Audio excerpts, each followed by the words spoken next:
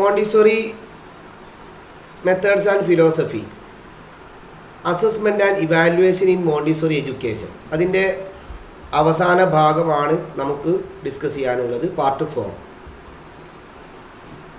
Progress reports in the Montessori class room. സാധാരണ നമ്മൾ കൂടുതലായും നമുക്ക് പരിചയമുള്ളൊരു കാര്യമാണ്, വിദ്യാർത്ഥികളുടെ പ്രോഗ്രസ് റിപ്പോർട്ടുകൾ നിർബന്ധമായും എന്ത് ചെയ്യണം, തയ്യാറാക്കേണ്ടതുണ്ട്. അപ്പം അതിനു വേണ്ടി ടീച്ചേഴ്സ് എക്സ്ട്രാ ടൈം എടുക്കുന്നത് തന്നെ വേണം. The teachers should take extra time to personalize each child's progress report. ഓരോ വിദ്യാർത്ഥിയുടെയും പ്രോഗ്രസ്, അവരുടെ മാറ്റങ്ങളെ റെക്കോർഡ് ചെയ്യപ്പെടാൻ വേണ്ടിയിട്ട് പ്രോഗ്രസ് റിപ്പോർട്ടുകൾ നിർബന്ധമായും തയ്യാറാക്കണം. If we are following the child, our progress reports must reflect the individual child's progress. ആ കുട്ടിയെ നമ്മൾ ഫോളോ ചെയ്യുന്നുണ്ടെങ്കിൽ, കുട്ടിയുടെ ഓരോ ഡെവലപ്മെൻറ്റിനെ കുറിച്ചും കൃത്യമായി നാം പരിശോധിക്കുകയും ഫോളോ ചെയ്യുകയാണെങ്കിൽ അതിൻ്റെ ഒരു റിഫ്ലക്ഷൻ പ്രോഗ്രസ് റിപ്പോർട്ടിൽ കാണും. ചില അധ്യാപകരെ സമ്മതിക്കേണ്ടതുണ്ട്. നമ്മൾ നാടൻ ഭാഷയിലൊക്കെ നമുക്ക് പറയാം, ചില അധ്യാപകർക്ക് കുട്ടികളുടെ ജാതകം അറിയാം. ജാതകം, അതിനപ്പുറത്തൊരു വാക്കില്ല.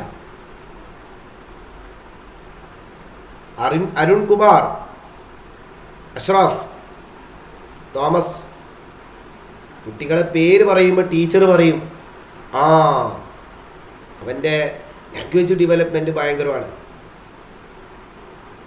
അല്ലെങ്കിൽ അവൻ ഭയങ്കരമാണ്. ശരിക്കും many parents and teachers alike are unsure of how progress report actually work in the Montessori learning environment. പല പാരൻസും അറിയില്ല എത്രമാത്രം ഇതൊരു റിഫ്ലക്ഷൻ ഉണ്ടാകുന്നു എന്ന് ടീച്ചേഴ്സിനും പാരൻസിനും അറിയില്ല എന്നുള്ളതാണ് സത്യം. Types of progress report. സാധാരണ നമുക്ക് തയ്യാറാക്കാൻ പറ്റുന്ന 2 തരം പ്രോഗ്രസ് റിപ്പോർട്ടുകളാണ്. ഒന്ന് ചെക്ക് ലിസ്റ്റ് ഫോർമാറ്റാണ്. ചെക്ക് ലിസ്റ്റ് ഫോർമാറ്റ് നിങ്ങൾക്ക് എല്ലാവർക്കും അറിയാം. ഒരു തരം പ്രോഗ്രസ് റിപ്പോർട്ട് ചെക്ക് ലിസ്റ്റാണ്. അതിന് കുറേ ചെക്ക് ലിസ്റ്റുകൾ ഓൾറെഡി ഉണ്ടാകും. വളരെ പ്രധാനപ്പെട്ട, it is A format in which check list of important work, skills and lessons that A child could receive.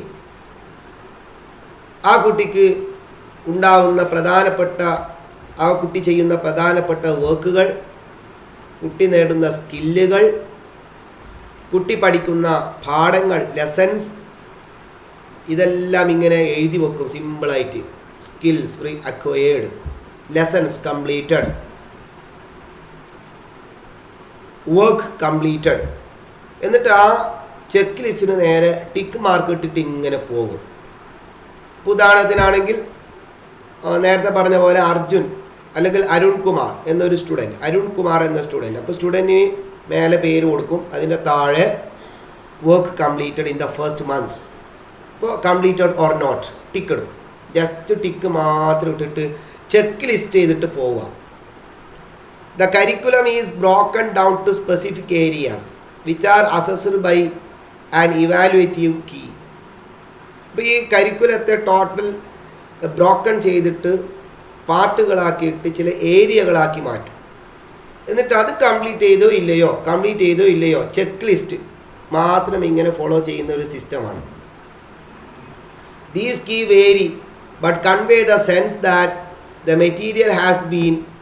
Key ചിലപ്പോൾ മാറാം. അപ്പോൾ ഉദാഹരണത്തിനാണെങ്കിൽ ഒരു മെറ്റീരിയലിനെ കുറിച്ചിട്ട് ഇപ്പോൾ പ്രധാനമായി നമുക്ക് കൊടുക്കാൻ പറ്റുന്നത് ഒരു മെറ്റീരിയൽ, ഉദാഹരണത്തിന് brown stairs presented. Brown stair കുട്ടി പ്രസൻറ്റ് ചെയ്തോ ഇല്ലയോ, പ്രസൻറ്റഡ് എന്ന് കാണും. അപ്പോൾ അതിനെ നേരെ ടീച്ചർ പ്രസൻറ്റ് ചെയ്താൽ യെസ്, ഇല്ലെങ്കിൽ നോ. പ്രാക്ടീസ്ഡ്, അത് പ്രാക്ടീസ് ചെയ്തോ. ആൻഡ് മാസ്റ്റേർഡ്, അത് പഠിച്ചെടുത്തോ, ഇത് ടിക്ക് ചെയ്യും. അപ്പോൾ ശരിക്കും ഒരു പാരൻറ്റിനെ സംബന്ധിച്ചിടത്തോളം ചെക്ക് ലിസ്റ്റ് എന്ന് പറയുന്നത് അവരുടെ കീ അല്ലെങ്കിൽ ഗ്രേഡാണ്. ഗ്രേഡിലേക്കാണ് പാരൻറ്റിൻ്റെ അറ്റൻഷൻ പോകുന്നത്.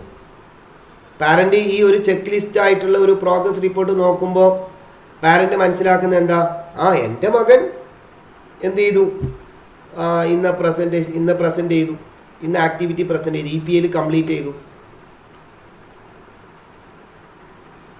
അപ്പോൾ ആ പാരൻ്റ് ശരിക്കും ഫോക്കസ് ചെയ്യുന്നത് ആ കീയിലാണോ അല്ലെങ്കിൽ ഗ്രേഡിലോ ആയിരിക്കും. ശരിക്കും അതിനപ്പുറത്ത് ആ ചൈൽഡിൻ്റെ ഒരുപാട് പേഴ്സണൽ ക്വാളിറ്റീസും ഒരുപാട് ഡെവലപ്മെൻറ്റേയും കൂടി നമ്മൾ ചർച്ച ചെയ്യേണ്ടതുണ്ട്. അതുകൊണ്ട് പല സമയത്തും ശരിക്കും ഈ ഒരു ചെക്ക് ലിസ്റ്റ് എന്ന സംവിധാനം പലപ്പോഴും പരാജയപ്പെട്ടു പോകാറുമുണ്ട്.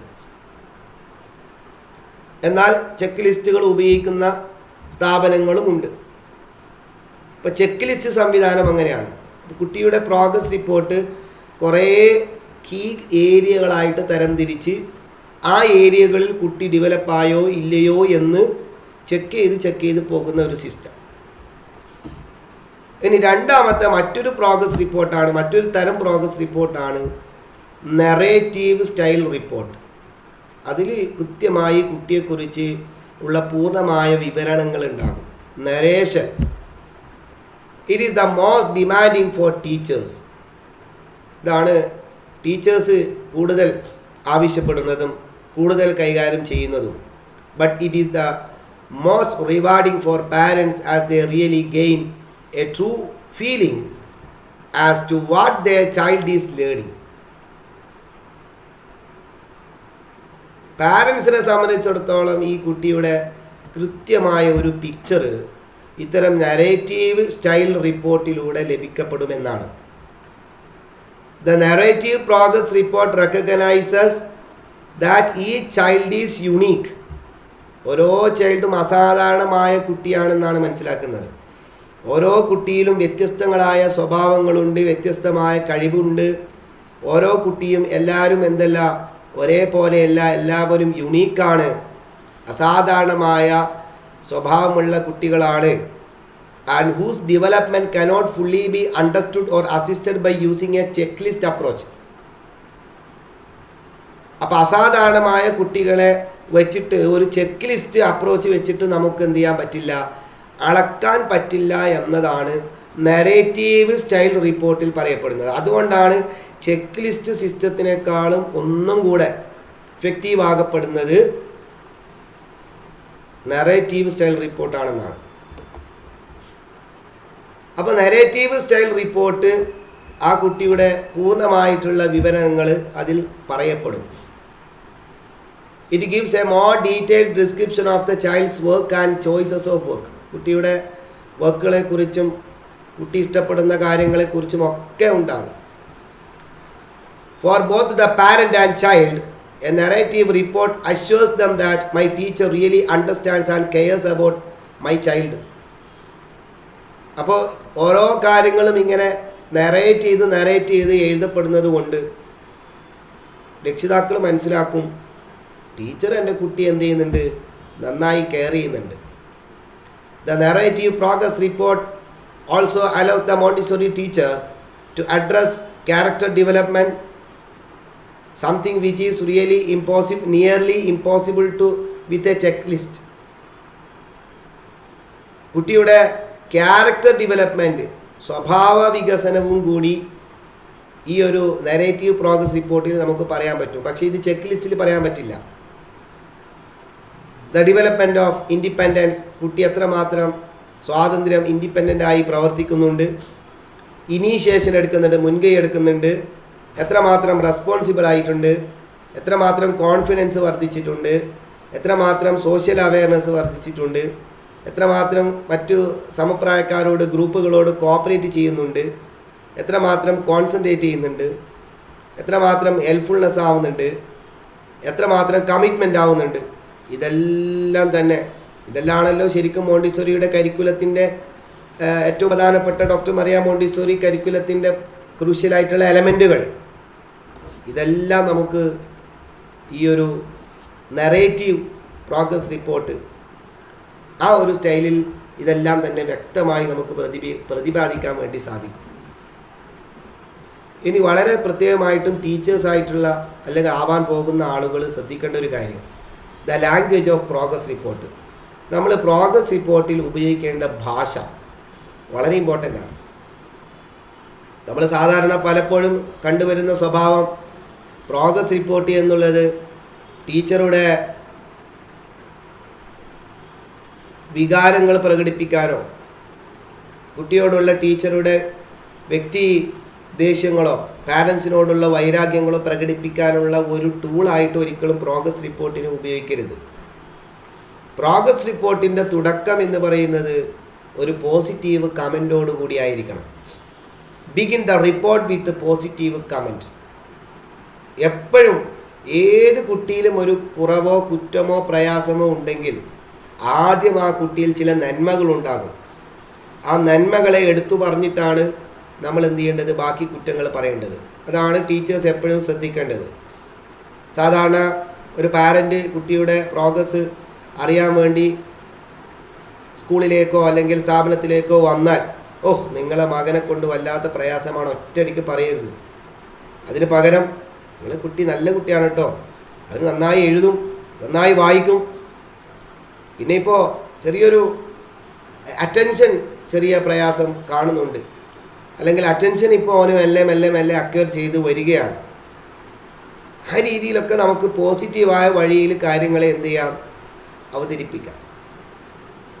ഇപ്പോൾ പോസിറ്റീവ് കമൻറ്റുകൾ ഉപയോഗിച്ച് കൊണ്ടായിരിക്കണം എന്ത് ചെയ്യേണ്ടത്, റിപ്പോർട്ടുകൾ ആരംഭിക്കേണ്ടത്.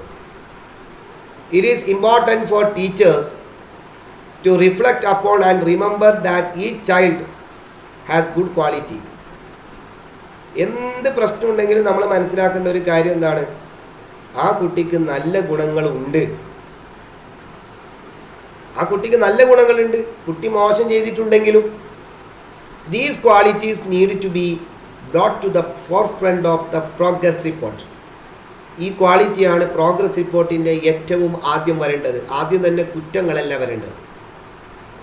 Parents are always happy to know that you think well of their child, and it also helps soften the blow.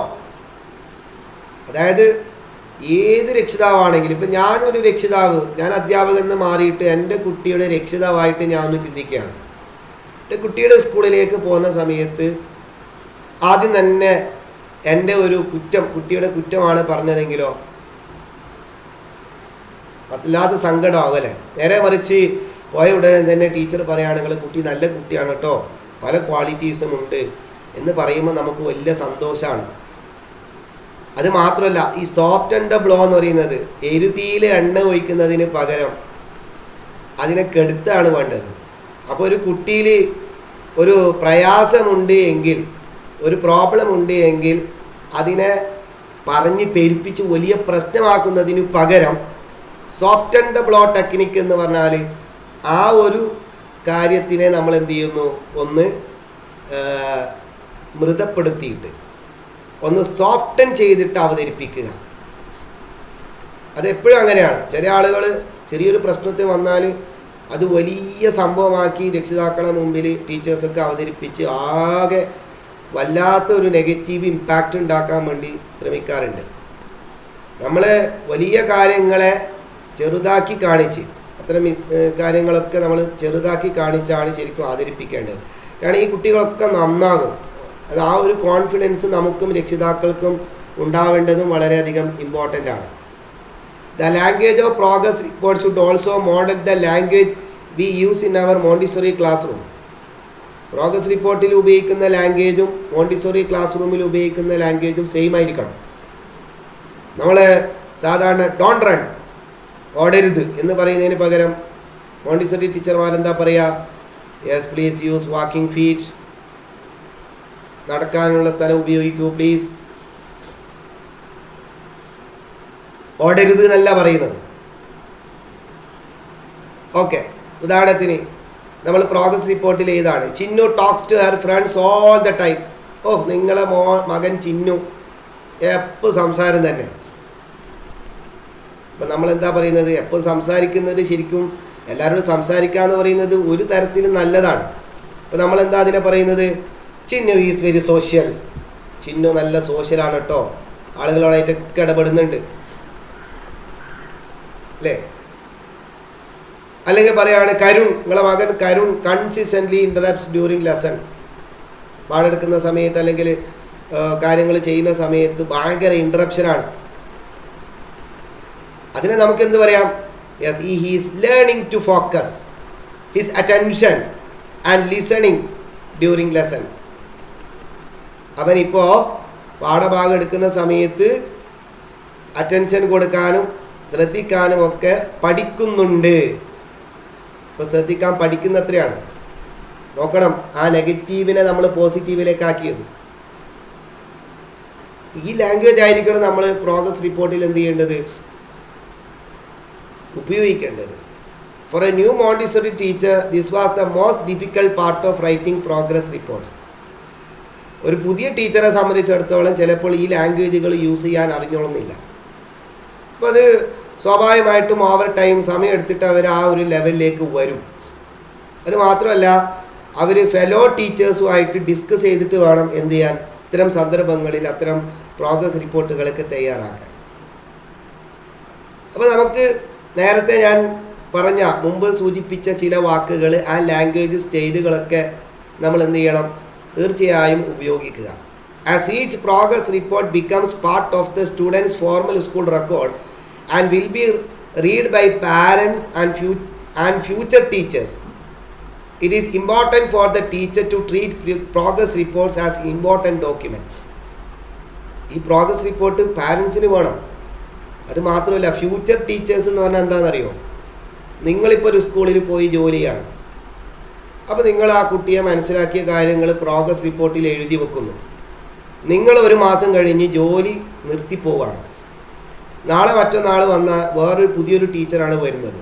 Teacher വന്നാൽ എന്താ ചെയ്യുക? ആദ്യം കുട്ടിയുടെ പ്രോഗ്രസ് റിപ്പോർട്ട് എടുത്തിട്ട് ഒന്ന് വായിക്കും പുതിയ ടീച്ചർ. അപ്പോൾ നിങ്ങൾ എഴുതി വെച്ചതാണ് ടീച്ചർ വായിക്കുന്നത്. ആ എഴുതി വെച്ചത് വായിച്ചിട്ട് മനസ്സിലാക്കി കുട്ടിയെക്കുറിച്ച് ഒരു പിക്ചർ മനസ്സിലുണ്ടാക്കിയതിന് ശേഷമാണ് പുതിയ ടീച്ചർ എന്ത് ചെയ്യുന്നത്? ക്ലാസ് തുടങ്ങുന്നത്, കുട്ടിയുമായിട്ട് ഡീൽ ചെയ്യാൻ തുടങ്ങുന്നത്.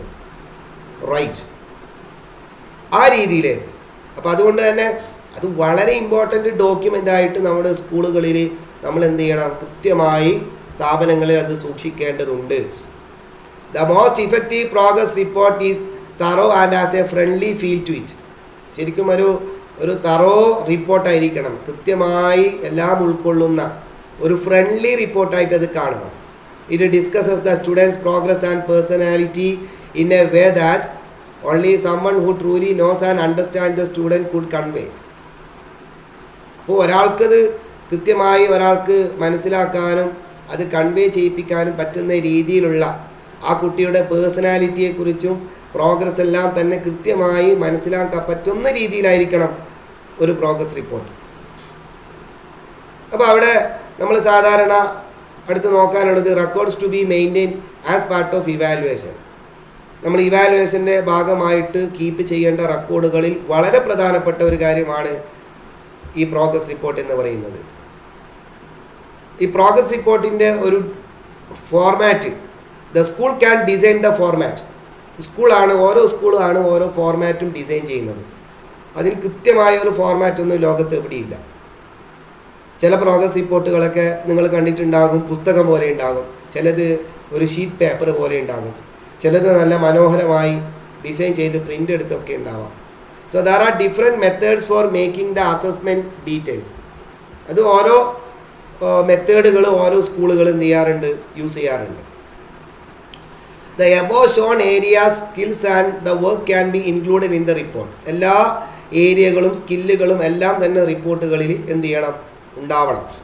Teacher can note down the learning and outcome of the work of each child and on every working day using A format like the following. നമുക്ക് എന്ത് ചെയ്യാം? ഓരോ ദിവസവും ഓരോ കുട്ടിയുടെയും പ്രോഗ്രസ് കൃത്യമായി നോട്ട് ചെയ്യാം.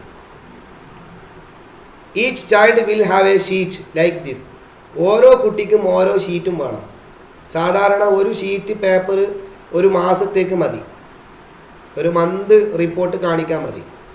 എന്നിട്ട് എന്ത് ചെയ്യുമെന്ന് പറഞ്ഞാൽ ഒരു മന്ത് കഴിഞ്ഞതിന് ശേഷം അതൊരു പോർട്ട്ഫോളിയോ എന്ന രീതിയിലേക്ക് ആ കുട്ടിയുടെ പ്രോഗ്രസ് റിപ്പോർട്ട് എന്നുള്ള രീതിയിലേക്ക് നമ്മളത് മാറ്റിയിട്ട് അതിനെ ഫ്രഷൻ ചെയ്തിട്ടാണ് എന്ത് ചെയ്യുന്നത്? അവസാനം പ്രോഗ്രസ് റിപ്പോർട്ടിലേക്ക് മാറ്റുന്നത്.